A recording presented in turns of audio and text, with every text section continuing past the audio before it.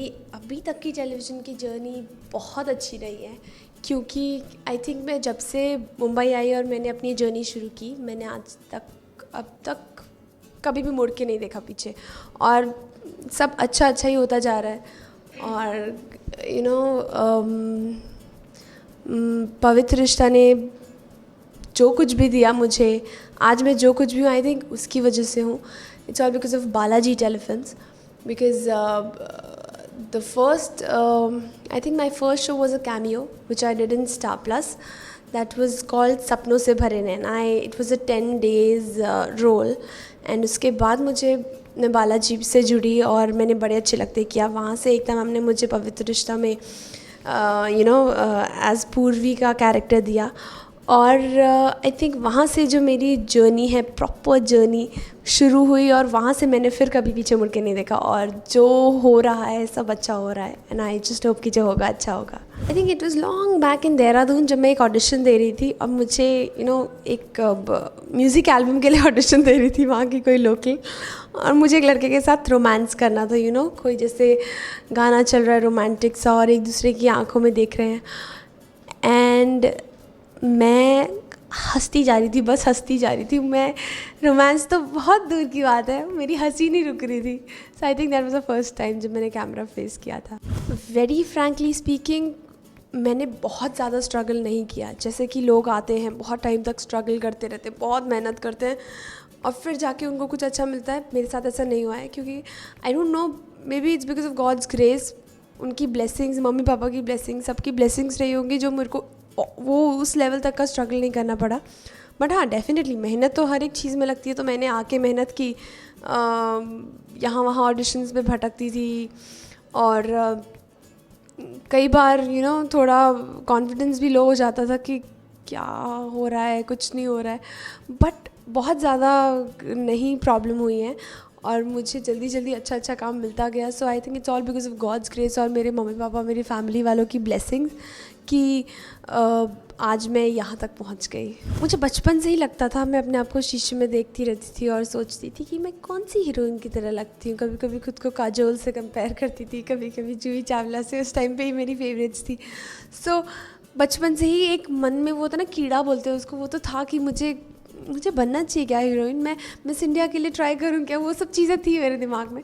But फिर जब बड़ी हुई तो घर वालों की तरफ से मुझे कभी लगा नहीं कि ये लोग इतना सपोर्ट करेंगे कभी, या कभी मुझे भेजेंगे ये लोग Bombay, because I am from a middle class family, और कोई दूर दूर तक नहीं है इस फील्ड में। सो बहुत उस वक्त फिर मैंने सोचा चलो ठीक है, आई डू अ जॉब। मैंने MBA कर रही थी और जॉब करने लगी, बट मेरा वहाँ पे भी मन नहीं लगा। So I was working in Bangalore, जहाँ पे मेरी सिस्टर रहती है। तो मैं वहाँ से वापस आ गई छुट्टियों के लिए थोड़े दिन, एंड पता नहीं क्या हुआ, आई डिडंट गो बैक। मेरा बिल्कुल मन नहीं था वापस जाने का, और मैं नहीं गई। और मैंने मम्मी लोगों को ज़िद कर दी उनके सामने कि आप मुझे भेज रहे हो तो भेजो, नहीं तो मैं घर पे बैठी रहूँगी और कुछ नहीं करूँगी। तो उन्होंने भी ठीक है अपने हाथ पैर खड़े कर दिया, ओके ठीक है, तेरे को जाना है तू जा। मैंने भी थोड़ा सा उनको बोला कि एक्चुअली इतनी आसानी से भी नहीं माने थे। मुझे याद आया, मैंने 2 दिन तक हंगर स्ट्राइक पे रही थी मैं, और खाना नहीं खाया था मैंने 2 दिन तक। तो मम्मी बेचारी थोड़ी सी, उनका दिल पिघल गया था। तो फिर उन्होंने पापा को मनाया, मेरी सिस्टर्स लोग नहीं माने, और कुछ टाइम तक वो लोग मम्मी पापा से भी बात नहीं कर रहे थे कि आपने ऐसे कैसे भेज दिया। बट फिर मैंने भी उनको बोला था कि अगर कुछ नहीं हुआ तो मैं वापस आ जाऊँगी, आप टेंशन मत लो। बट फिर सब कुछ अच्छा होता गया, और आज सब के सब बहुत खुश हैं। एक्टिंग, डांसिंग का मतलब मुझे शौक़ था, मैं इंजॉय करती थी डांसिंग, लेकिन इतना इतना परफेक्शन वाला मैंने कभी सोचा भी नहीं था कि मैं कर पाऊँगी, और पता नहीं कैसे कर लिया। मुझे अभी भी विश्वास नहीं होता, पता नहीं कैसे हो गया। बट आई थिंक अगर इसके आगे मैं कुछ करना चाहूँगी तो I would try for anchoring, क्योंकि मुझे ऐसा लगता है कि जिस तरह से मैं डांसिंग के बारे में सोचती थी कि मैं उस परफेक्शन वाले लेवल तक पहुंच ही नहीं सकती, या उस लेवल तक पहुंच ही नहीं सकती जिसमें मैं आई थिंक आज पहुंच चुकी हूँ, वैसे मुझे अभी भी एंकरिंग के लिए भी ऐसी लगता है कि नहीं, मुझसे नहीं हो पाएगा, आई थिंक मैं नहीं कर पाऊँगी। But I think if I give it a shot, मैं शायद कर पाऊँ। और मुझे ऐसा लगता है कि I think the next thing would be anchoring. Dream role की अगर बात करें तो मुझे कोई बहुत ही नॉर्मल सी और बहुत ही गर्ल नेक्स्ट डोर टाइप करना है, जो कि या तो कोई झल्ली पागल सी हो, या फिर कोई बोल्ड हो, लाइक जो रिवॉल्वर वगैरह लेके रखती हो अपने पास, थोड़ा बोल्ड सा कैरेक्टर, या तो वैसा कैरेक्टर करना है या कोई झल्ली पागल बेवकूफ़ टाइप की लड़की का कैरेक्टर करना है। ये डिफरेंस तो बहुत बड़ा है कि पूर्वी हमेशा रोती रहती है और मैं हमेशा हंसती रहती हूँ। तो आई थिंक शुरुआत में बहुत मुश्किलें आई थी, बहुत डांट खाई थी मैंने डायरेक्टर्स से, और लेकिन मेरे डायरेक्टर्स ने, एक्टर्स ने बहुत सपोर्ट भी किया, और आई थिंक वो डांट काम भी आई। मैं सीख गई, क्योंकि मुझे पहले बिल्कुल एक्टिंग नहीं आती थी। तो आई थिंक शुरुआत में बहुत मेहनत करनी पड़ी, लेकिन आज अगर मुझे कोई सोते सोते भी पीछे बोल देगा पूर्वी, तो मैं एकदम से पूर्वी बन जाऊँगी, शायद रोने भी लग जाऊँ। तो इस तरह से अब मेरे जहन में बैठ चुका है, बट हाँ पहले बहुत ज़्यादा मुश्किल हुई है।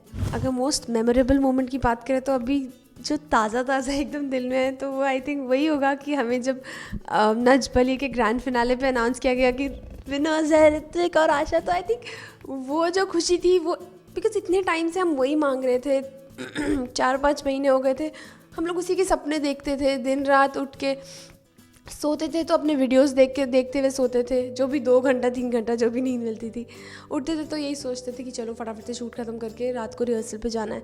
तो इतने टाइम से वही मांग रहे थे और फाइनली वो चीज़ जब मिल गई तो वो जो खुशी थी वो मैं बता नहीं सकती।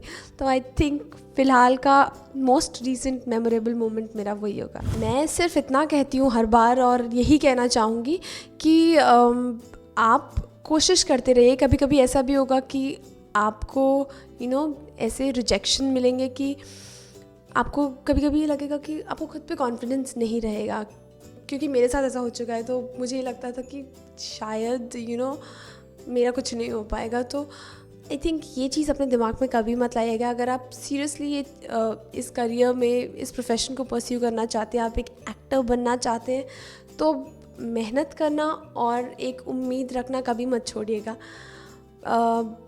अपना बोलते हैं ना, हार्ट एंड सोल, सब कुछ, तन मन धन सब कुछ अपना लगा के इसके लिए मेहनत कीजिए। एंड आई एम श्योर कि अगर आप वो चीज़ दिल से चाहते हैं तो आपको वो ज़रूर मिलेगी। ये चीज़ तो बिल्कुल सच है कि हम लोग जिस चीज़ के लिए एक्टर्स तरसते रहते हैं, जो चीज़ वो मांगते हैं, अपने फैंस का प्यार, जिसकी वजह से वो बने होते हैं, उस लेवल तक पहुँचे होते हैं, वो चीज़ के लिए भगवान ने हमें सच में कोई कमी नहीं छोड़ी। हमें फैंस का इतना प्यार मिला है मुझे और ऋत्विक को, कि हम ये उनका जो एहसान है कभी नहीं लौटा सकते। और हम हर बार यही बोलते हैं कि आप लोग हमारी लाइफ में हैं, इसलिए हम लोग यहाँ पर हैं, और प्लीज़ आप हमें ऐसे ही प्यार करते रहना, ऐसे ही सपोर्ट करते रहना, और हम भी हमेशा कोशिश करें कि आपको एंटरटेन करते रहें। आप लोगों से हम बहुत प्यार करते हैं, और जो भी आप कल प्यार और ये सपोर्ट है उसके लिए thank you so much. Thank you.